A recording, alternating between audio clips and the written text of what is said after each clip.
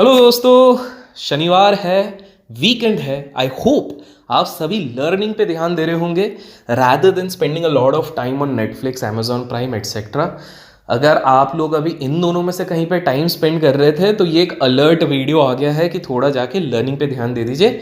आज का दिन तो ऑलमोस्ट आधा चले गया है, लेकिन आपके पास संडे है, संडे को वेस्ट मत कीजिए। देखिए, लॉकडाउन एक प्रॉब्लम तो हुई, नो डाउट। काफ़ी लोग बाहर नहीं निकल पाए, जॉब के इश्यूज हुए, काफ़ी चीज़ें हुई हैं, लेकिन हर प्रॉब्लम के साथ एक अपॉर्चुनिटी भी आती है। हम इसे एक लर्निंग अपॉर्चुनिटी के तौर पे ले सकते थे। काफ़ी जो लोग मुझे फॉलो करते हैं respective of various social platforms, उन लोगों ने मुझे कहा कि सर हमने ना सीखने के लिए बहुत इस टाइम को यूटिलाइज किया अच्छे से। कुछ लोगों ने यूट्यूब पे बहुत सारे चैनल्स पे जाके डेरिवेटिव ट्रेडिंग सीखी, ऑप्शन। कुछ लोगों ने मेरे सारे वीडियोस देख लिए, कुछ लोगों ने ट्विटर से सीखने का प्रयास किया। तो आपको एक चीज़ समझना है कि हर चीज़ का एक फ्लिप साइड भी होता है, पॉजिटिव भी होता है, नेगेटिव भी होता है। हम जितना हो सके पॉजिटिव को अगर लेते तो वो ज़्यादा अच्छा रहता है। नेगेटिव अगर आता भी है, बिकॉज ह्यूमन बींग्स के पास नेगेटिविटी जल्दी आती है, थोड़ी देर लेके हमें वो छोड़ देना चाहिए।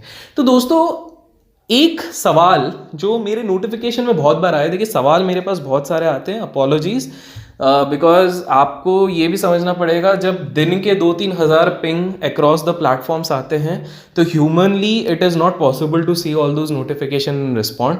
मैं कोशिश करता हूँ जितने हो सके उनको रिप्लाई करूँ, लेकिन धीरे धीरे करके वो भी मैंने बहुत कम कर दिया, बिकॉज बहुत ज़्यादा आते हैं and it actually distracts me from my work. लेकिन जो बहुत कॉमन सवाल होते हैं मैं उनको एड्रेस करने की कोशिश करता हूँ वीडियोज़ के थ्रू। तो आज एक क्वेश्चन है जो अभी नहीं, पहले भी बहुत बार आ चुका है लोगों के दिमाग में, उसको मैं आंसर करूंगा कि क्या बाजार में अगर आपके पास बड़ा पैसा है, if you have a good capital, तो क्या आप अनडिफिटेबल हो जाओगे? मतलब आपको कोई डिफीट नहीं कर सकता, आप पैसा बनाओगे ही बनाओगे। बिकॉज काफी लोगों ने अपने मन में एक धारणा बना के रखी है कि यार बाजार बड़े लोगों के लिए ही है, शेयर बाजार, और जिसके पास बड़ा पैसा है वो ही पैसे को बना रहा है, गरीब तो पिस जाएगा। आप में से अगर कुछ ऐसे लोग हैं जिनको लगता है कि हाँ बड़ा पैसा ही जरूरी है इधर पैसा बनाने के लिए, तो कमेंट सेक्शन में याद से लिखिए, डरने का नहीं है। लेट्स बी ऑनेस्ट, आप ऑनेस्टली लिखिए कि हाँ हमें तो यही लगता था अभी तक कि अगर हमारे पास बड़ा पैसा नहीं होगा तब तक हम इधर शेयर बाजार में टिक नहीं सकते।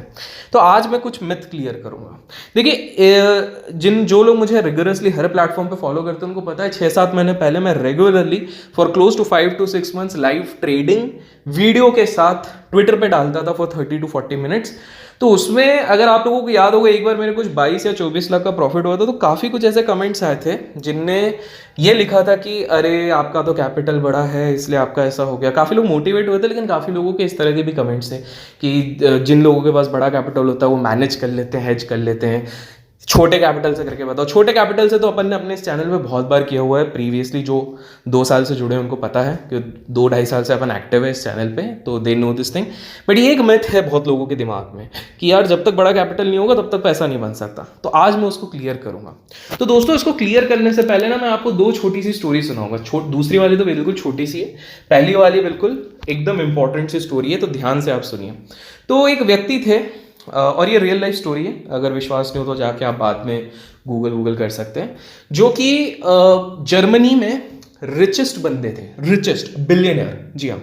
एंड फोर्ब्स की लिस्ट में एक बार 46th नंबर पे थे ये 2006-2007 में, और 80th नंबर पे थे, 80th या 91st नंबर पे थे ये 2006-7 के बाद, वहां पर 7 में ये थे अपने इस नंबर पे। तो इनका नाम था एडोल्फ मर्कल। एडोल्फ मर्कल इनका नाम था। बहुत बड़े बिजनेसमैन थे, एंटरप्रेन्योर थे, बिलियनर थे, बहुत पैसा था। अब जाहिर सी बात है, एक नॉर्मल पब्लिक से अगर ये चीज़ पूछी जाए कि हाँ एक बहुत बड़ा बिजनेसमैन है, तो कहीं ना कहीं सबको लगता है कि हाँ चलो ये इनकी तो लाइफ सेट है। अब यहाँ पर मूविंग अहेड चलते हैं, तो ये अपना बहुत सारा निवेश, अपना बहुत सारा इन्वेस्टमेंट, बहुत सारा ट्रेडिंग शेयर बाजार में भी करते थे। तो यहां पर उनने क्या किया था, करीब करीब ये है 2007-8 की बात है, तो वॉक्सवैगन के इनने बहुत सारे पोजीशन शॉर्ट किए हुए थे, सेल किए हुए थे। एक्चुअली में क्या हुआ था कि ये ग्लोबल रिसेशन वाला माहौल थोड़ा थोड़ा बनने लग गया था। तो उस समय पे सबको लगा था कि यार अब तो 12 बजनी है, सारी कंपनीज डूब रही हैं तो ये भी डूबेंगी। तो उन्होंने ना बहुत मैसिव शॉर्ट्स बनाए, मैसिव इन द सेंस जैसे बड़े लोग बनाते हैं, धनाधन धनाधन धनाधन, ऑप्शन में पुट बाय करते जाओ, फ्यूचर में एकदम धनाधन सेल करना शुरू कर दिया। अब यहां पर हमेशा जो हम कहते हैं कि market can remain irrational till the extent you can remain solvent, अर्थ ये है कि मार्केट बहुत समय तक इरेशनल रह सकता है, मतलब अपनी धुन में चल सकता है जब तक किसी व्यक्ति के पास पैसे भी नहीं बचेंगे तब तक। मतलब कभी कभार मार्केट शॉर्ट रन में अपनी धुन में चलता है, और एग्जैक्टली वही हुआ था। यहां पर क्या हो गया कि वॉक्सवैगन के शेयर भागने लग गए। भागने क्यों लग गए? बिकॉज दो चीजें हो गई थी। एक तो पॉश के साथ इनका एक डील हो गया, पॉश ने परचेज किए वॉक्सवैगन के ऑप्शंस, तो वहां पर एक थोड़ा डील हो गया। और दूसरा था कि जो उसका फ्री फ्लोट था उसके चक्कर में शेयर भागने लगे। इन शॉर्ट ये भाई साहब अपनी पूरी दम लगा के शॉर्ट पे थे, क्योंकि इसके कुछ दिन पहले इन्होंने अच्छा पैसा बनाया बाजार से, तो उन्होंने पूरी शॉर्ट करके गए थे। लेकिन इनके पूरे अरमानों पे पानी फिर गया जब वॉक्सवैगन का शेयर हवा हो गया। लॉन्ग स्टोरी शॉर्ट, इनका कर्जा बढ़ गया फ्यूचर एंड ऑप्शन के कारण। याद रखे जर्मनी के रिचेस्ट बंदे, हाँ जर्मनी के रिचेस्ट पर्सन उस समय के, one of the richest person walking on this planet, इतने बढ़ गए कि इनकी हालत खराब हो गई। एट द एंड ऐसा हो गया था कि उनके ऑलमोस्ट 400 मिलियन यूरोस इसमें नुकसान हो गया। उस प्लस उनका ऑलमोस्ट एक और बेट था हेडलबर्ग सीमेंट करके, जिसपे उनका 80% का स्टेक था, वो भी फंस गया। उसमें भी उनको बहुत ही खतरनाक घाटा हुआ। घाटे इतने बढ़ गए कि इनने जो डेट लिया हुआ था, इनने बाद में अपनी रीफाइनेंसिंग करी थी, डेट लिया हुआ था 40 बैंक से, अब वो चुकता नहीं कर सकते थे, इसलिए एक रेल रोड के सामने आके सुसाइड कर लिया। दोस्तों एक चीज देखिए, जो लोगों के दिमाग में मिथ होता है कि नहीं बड़ा पैसा तो पैसा बनेगा, ये तो सिर्फ एक कहानी है। Just because this person was the richest person तो ये हर जगह पर आ गया, बट ऐसी और कितनी कहानियां होंगी। आपको ये भी पता है कि जेसी लिवरमोर भी एक बार $1.5 बिलियन के आसपास एज पर कैलकुलेटेड इन्फ्लेशन उनने इतना कमाया था, उसके बाद भी एक दिन अपने सर पे बंदूक रख के उनने गोली मार दी।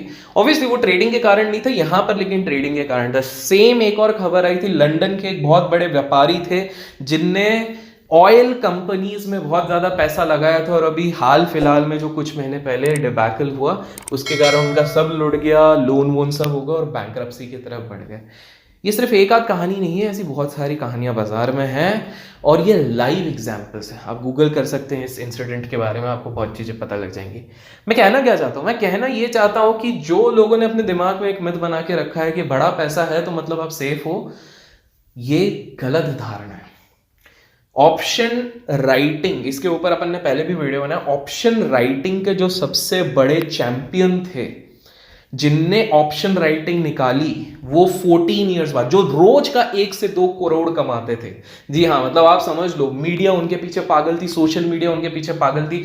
उन्होंने ही ऑप्शन राइटिंग की सबसे मेन किताबें लिखी, जेम्स कॉरिडोर, और 14 साल बाद वो खुद बैंकरप्ट हो गए। उनकी कंपनी 5,000 करोड़ एक महीने में हो गया। तो आप क्या कहेंगे? उनके पास तो दुनिया भर का पैसा था, तो क्यों गलत हो गए? तो यहीं पर आज का लेसन है कि दोस्तों जब आप ट्रेडिंग पे आते हो, स्पेसिफिकली मैं बात कर रहा हूं ट्रेडिंग पे आते हो, तो आपका जो सबसे इंपॉर्टेंट चीज होता है वो स्ट्रैटेजी नहीं होता है। जो सबसे इंपॉर्टेंट चीज होता है कि मेरे पास पैसा होता तो मैं बना लेता, यही सोच के बहुत लोग लोन लेके ट्रेडिंग करते हैं और वो अपने ही पांव पे कुल्हाड़ी मारते हैं, वो गलत है।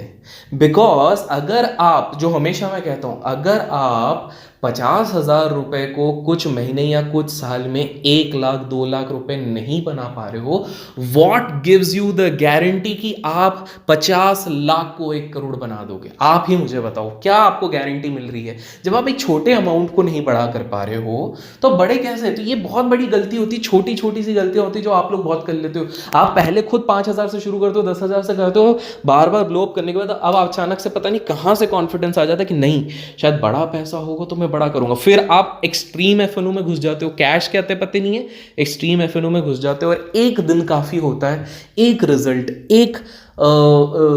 डे, एक कोई सा भी एक दिन काफी रहता है और आपका पूरा कैपिटल उड़ जाता है। तो आपको समझना है, शेयर बाजार में सबका मूल धारक सिर्फ एक ही चीज है, पोजीशन साइजिंग और रिस्क मैनेजमेंट। पोजीशन साइजिंग और रिस्क, कमेंट सेक्शन में बिल्कुल लिखिए कि आपको कौन सी 2 चीजें सिर्फ याद रखनी है अगर शेयर बाजार में पढ़ना है।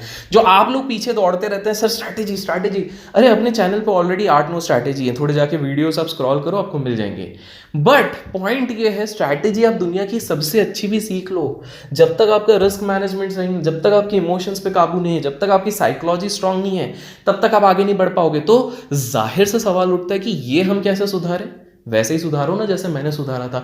एकदम छोटे से चालू करो, अपने ट्रेडिंग अकाउंट से पैसा सारा निकालो, थोड़ा सा हल्का सा पैसा रखो और मार्केट में आप लगाओ। देखो, जब तक गलती नहीं करोगे तब तक नहीं सीखोगे, जब तक आप गलती नहीं करोगे तब तक नहीं सीखोगे। लेकिन जरूरी नहीं है आपको हमेशा बड़ा ब्लंडर करना है स्टार्टिंग में। आप सिंपल सा है, मैं आप लोगों को सजेशन देता हूँ, आप स्टूडेंट लाइफ में हो ना, सिर्फ 1000 रुपए रखो। अब आप बोलोगे सर 1000 रुपए में तो ऑप्शन नहीं आता, ओटीएम आएगा, वो भी डीप ओटीएम आएगा, वो लेके तो वैसे भी आपका अंडा होने वाला है, जीरो होने वाला है, कोई फर्क नहीं है, जुआ है। प्लेन एंड सिंपल है, 1000 रुपए से आप थोड़ा थोड़ा इंट्राडे करो, ब्रैकेट कवर ऑर्डर मत करो, एमआईएस करो। फर्क क्या होगा? बस यही होगा ना कि आप जो सोच रहे थे कि हर महीने 1000 बनाओगे, वो हर महीने 1000 की जगह हर महीने आप शायद 50-100 रुपए बनाओगे। बट कंसिस्टेंसी लाओ ना, तो आपके पास भले ही आपके अकाउंट में, ये गुरु मंत्र दे रहा हूं आप लोगों को, और हर सक्सेसफुल निवेशक और ट्रेडर ने आज नहीं तो कल यही किया है, अगर आपके पास है 50 लाख रुपए तो भी 50 लाख मत लगाओ, क्योंकि एक बार उड़ गया तो वो डीमोटिवेशन का लेवल इतना ज्यादा बढ़ जाएगा कि आप वापस उठ नहीं पाओगे। तो 50 लाख रुपए है तो साइड में रखो, ज्यादा से ज्यादा 10,000 रुपए लगाओ, प्रैक्टिस करो। और जो लोग डायरेक्ट उतरना चाहते हैं future and option, future and option, अरे भाई जितने फ्यूचर एंड ऑप्शन के चैंपियन है उनने भी तो 2 से 3 साल कैश और इंट्राडे में निकाला है। ये क्यों नहीं आप लोग समझ रहे हो? बिकॉज जब तक ABCD नहीं सीखोगे तब तक आप सेंटेंस कैसे बनाओगे? जब तक सेंटेंस नहीं बना पाओगे पैराग्राफ कैसे बनाओगे? जब तक पैराग्राफ नहीं बनाओगे ऐसे कैसे बनाओगे? सेम वाइज जब तक आप थोड़े अमाउंट से नहीं सीखोगे तब तक आगे कैसे बढ़ोगे? जब तक वो सीख के आप कैश में थोड़ा डे ट्रेड या स्विंग ट्रेड नहीं करोगे तब तक आगे कैसे पहुंचोगे? और अपनी गलती कर करके, अपना सेटअप, अपने प्रोसेस लगा लगा के इवेंचुअली आप सीखोगे। एंड दिस इज एग्जैक्टली जो मैं अपने स्टूडेंट्स को भी बोलता हूँ। मैं उनको भी यही कहता हूँ कि यार पहले छोटे अमाउंट से चालू करो, जरूरी नहीं है आप बहुत बड़े अमाउंट से आपको डायरेक्ट कूदना है। एक बार धीरे धीरे आपका हाथ बैठेगा, कॉन्फिडेंस बढ़ेगा, देन यू इंक्रीज। तो आई होप आपको आज का मैसेज क्लियर हुआ है और अब आपके माइंड से वो मिथ हट गया है कि हाँ बड़े पैसा वाला हमेशा बड़ा पैसा बनाएगा। बिकॉज इतिहास गवाह है यार, बड़े बड़े पैसे वाले भी लुट गए। लेमन ब्रदर्स इंस्टीट्यूशन निपट जा रही है, तो यहाँ तो हम मॉर्टल बींग्स की बात कर रहे हैं। आशा करता हूँ आपको कुछ नया सीखने मिला, समझने मिला है। Keep learning, keep growing, keep investing, keep trading. और कुछ भी पसंद आए तो लाइक जरूर कीजिएगा। Take care.